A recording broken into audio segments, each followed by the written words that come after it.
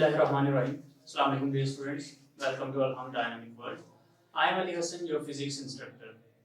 आज का जो हमारा टॉपिक यूनिट नंबर 14 से है जो कि इलेक्ट्रिकल एनर्जी और जाउल्स लॉ के मुतालिक है। तो जब हम बात करते हैं electrical energy and joules law तो बेसिकली हम इन दोनों के दरमियान रिलेशनशिप देखना चाहते हैं कि इलेक्ट्रिकल एनर्जी का रिलेशनशिप क्या है जाउल्स लॉ के साथ। तो जाउल एक साइंटिस्ट था, उसने जो लॉ प्रेजेंट किया उसको जो है वो जो लॉ था वो इलेक्ट्रिकल एनर्जी की बेस पर था। तो हमारे पास इलेक्ट्रिकल एनर्जी जो है वो किस तरह से हासिल हो सकती है, दो तरह से, एक ग्रेविटेशनल फील्ड से और दूसरा इलेक्ट्रिक फील्ड से।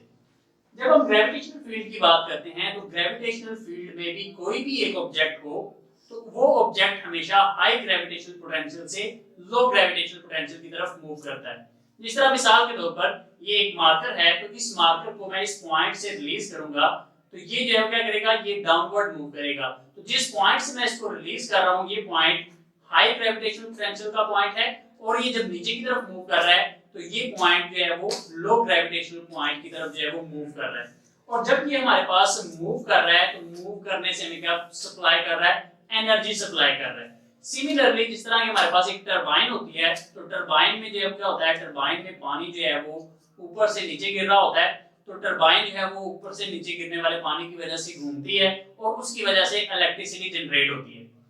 इसी तरह हम इलेक्ट्रिक फील्ड की बात करें तो इलेक्ट्रिक फील्ड में भी सेम जो है वो यही प्रोसेस है कि हमारे पास जो इलेक्ट्रिक फील्ड है, इलेक्ट्रिक फील्ड में भी जब किसी भी एक चार्ज को रिलीज किया जाएगा तो वो चार्ज भी हाई इलेक्ट्रिक पोटेंशियल से लो इलेक्ट्रिक पोटेंशियल की तरफ मूव करेगा। और जब चार्ज हाई इलेक्ट्रिक पोटेंशियल से लो इलेक्ट्रिक पोटेंशियल की तरफ मूव करेगा इलेक्ट्रिक फील्ड के अंदर तो वो एनर्जी प्रोवाइड करेगा। और ये जो दोनों हमारे पास फील्ड्स हैं जिसमें हमारे पास कोई भी एक ऑब्जेक्ट हाई ग्रेविटेशनल पोटेंशियल से या जो है वो हाई इलेक्ट्रिक पोटेंशियल से लो ग्रेविटेशनल पोटेंशियल या लो इलेक्ट्रिक पोटेंशियल की तरफ जो है वो मूव कर रही है, तो इन दोनों से हमें क्या मिल रहा है, इन दोनों से हमें इलेक्ट्रिकल एनर्जी मिल रही है। दोनों हमें इलेक्ट्रिसिटी प्रोवाइड कर रहे हैं।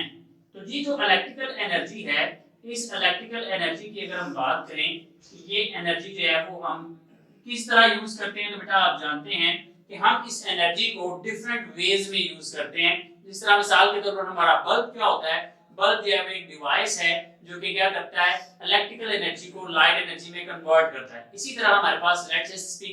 स्पीकर की जो है वो जो डिवाइस होती है वो भी हमारे पास जो इलेक्ट्रिकल एनर्जी है उसको साउंड एनर्जी में कन्वर्ट करती है। तो बेसिकली जो हमें इलेक्ट्रिकल एनर्जी मिलती है वो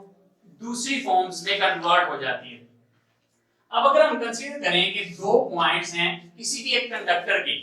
और उन दो पॉइंट्स के दरमियान जो हमने पोटेंशियल डिफरेंस जो है वो अप्लाई किया है वो V वोल्ट है, कैपिटल V जो है वो हमारे पास पोटेंशियल डिफरेंस की वैल्यू है। तो अगर हम जो है वो एनर्जी को W से रिप्रेजेंट करें, अब एनर्जी को W से क्यों रिप्रेजेंट कर रहे हैं, क्योंकि एनर्जी जो है वो किसके बराबर है, वर्क के बराबर। जितनी जो है वो हमारे पास एनर्जी होगी उतना ही वर्क होगा। तो वर्क जो है वो बेसिकली कैपिटल W को जो है वो रिप्रेजेंट कर रहा है, या ये कह सकते हैं कि एनर्जी जो है वो किसके इक्वल है, QV के इक्वल। अब अगर हमारे पास जो हमारा चार्ज है Q, चार्ज जो है वो उसकी वैल्यू कितनी हो जाए, चार्ज की वैल्यू अगर 1 कूलम हो जाए,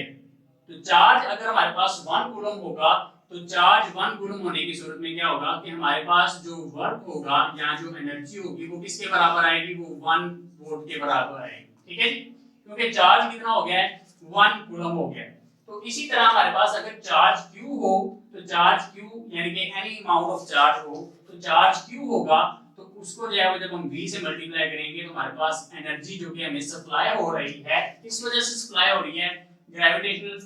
फील्ड में या इलेक्ट्रिक फील्ड में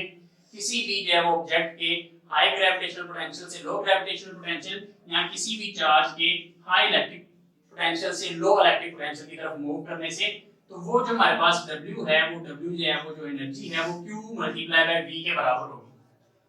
अब हम जानते हैं हमारे पास करंट का फॉर्मूला क्या है, करंट का फॉर्मूला है students I capital is equals to capital Q over T।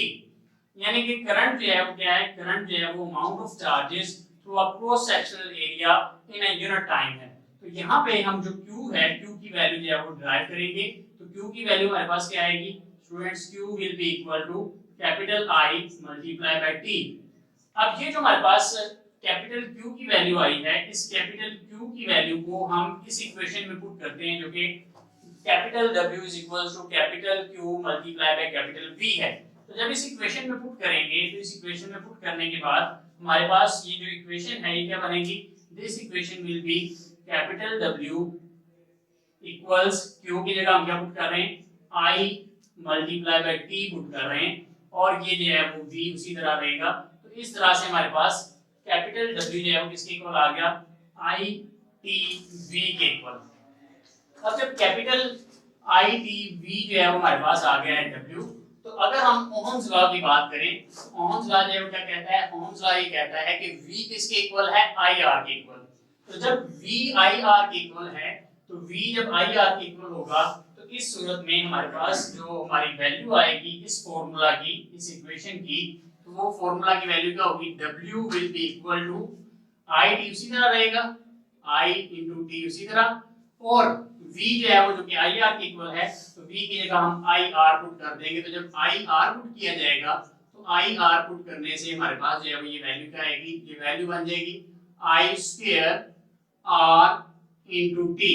यानी कि I से मल्टीप्लाई हो गया तो I स्क्वायर बन गया, R और T उसी तरह से जो है वो इसके साथ मल्टीप्लाई हो रहे हैं। तो इस तरह हमारे पास जो W का फॉर्मूला आया है, यानी कि एनर्जी का फॉर्मूला आया है, वो फॉर्मूला क्या है, I स्क्वायर RT, जो कि कहां से हमने जो स्टार्ट किया, W is equal to QV से स्टार्ट किया।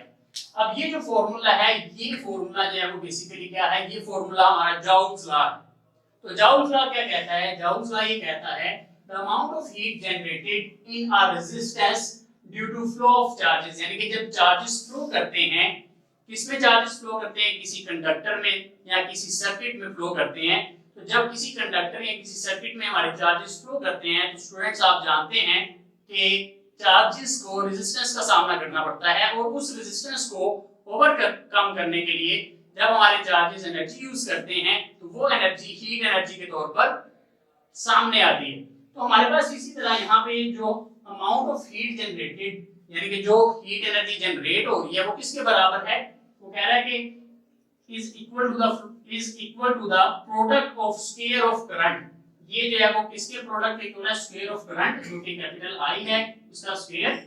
Resistance R and time duration T। तो ये जो हमारे पास फॉर्मूला बनता है, ये उस फॉर्मूला की जो है क्या है, एक्सप्लेनेशन है, या ये कह सकते हैं कि इसकी डिस्क्रिप्टिव फॉर्म है कि हमारे पास जो हीट एनर्जी जो है वो जनरेट हो रही है रेजिस्टेंस की वजह से, वो किसके बराबर है, I स्क्वायर RT के बराबर। अब ये फॉर्मूला जो कि I स्क्वायर RT है, ये फॉर्मूला में बता क्या रहा है, ये हमें फॉर्मूला ये बता रहा है कि जितना ज्यादा हमारा करंट होगा, किसी भी एक सर्किट में से फ्लो करने वाला करंट जितना ज्यादा होगा, उतनी ही ज्यादा हीट एनर्जी जनरेट होगी, यानी कि रेजिस्टेंस जो है वो बढ़ जाएगी, क्योंकि हमारे पास जो है वो रेजिस्टेंस इसलिए बढ़ जाएगी क्योंकि नंबर ऑफ चार्जेस जो है वो, जब करंट ज्यादा होगा तो नंबर ऑफ चार्जेस जो है वो, जो फ्लो करने वाले चार्जेस हैं उनकी अमाउंट ज्यादा हो जाएगी, और इसी तरह जो हीट जनरेट होगी वो भी ज्यादा होगी।